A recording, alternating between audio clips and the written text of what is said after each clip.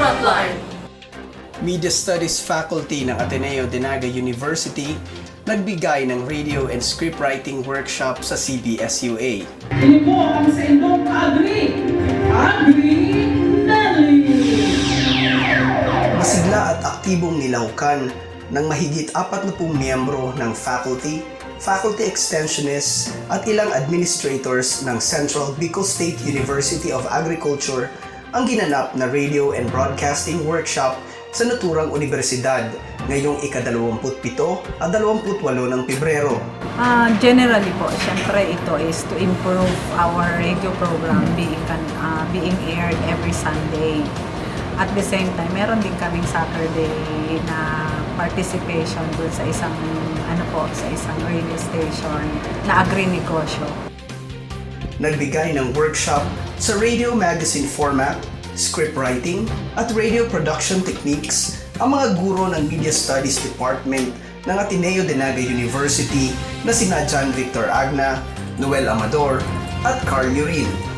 Pumapaalam kita sa saluyang programa. Ayon sa organizer ng workshop na si Dr. Lorena F. Hernandez, Director ng Extension Service Division ng CBSUA, ang workshop na ito ay isang hakbang upang hubugin ang mga miyembro ng naturang universidad sa pagpapalaganap ng kanilang mga programa gamit ang radyo bilang medium.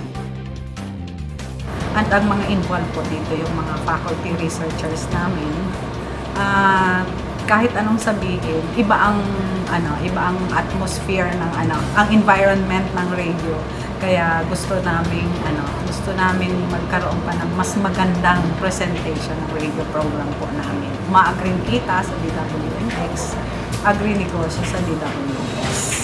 Naging masaya ang mga nasabing kalahok ng workshop, hindi lamang dahil puno ng aral, kundi puno ng mga bagong karanasan sa pagsusulat ng radio script at paggamit ng iba't ibang radio techniques ang nasabing workshop. Maugma po ang nasabing workshop kasi po bago po siya sa aking karanasan. Content of the training is adequate for them to review and learn new tricks, especially in radio broadcasting. Eksakto yung workshop na to kasi kagaya namin mga nagsalita na sa radyo. Eh, parang napansin ko, ang dami naming errors nung on-air kami. Pero this time, masanda na kami. Dakon po ako nanodan dito sa workshop na ito. Bukmakon kasi kadakol kaming nanugdan. Bigla po akong na-excite kang mga nanodan ko iti sa workshop na ini.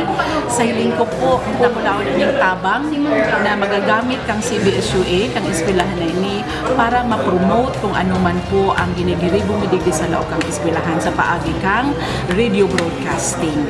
Nagpasalamat rin ang mga kalahok sa mga bagong kaalaman na ibinahagi ng mga guro ng Media Studies Department ng Ateneo de Naga University.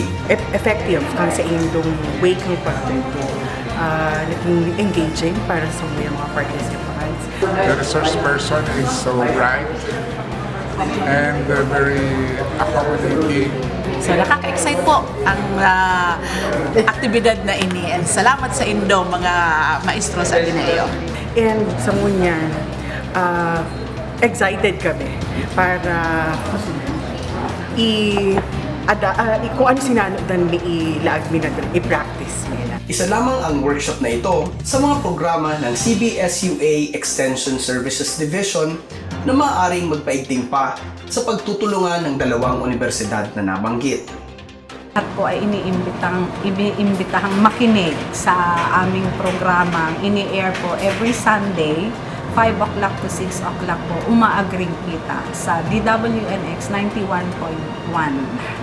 At meron din po tayo sa Sabado, pang Sabado naman, DWOS 103.9. Ang title naman po nun is Boom Agri-Negosyo. Mula sa Central Bicol State University of Agriculture, John Victor Agna, Ateneo Frontline.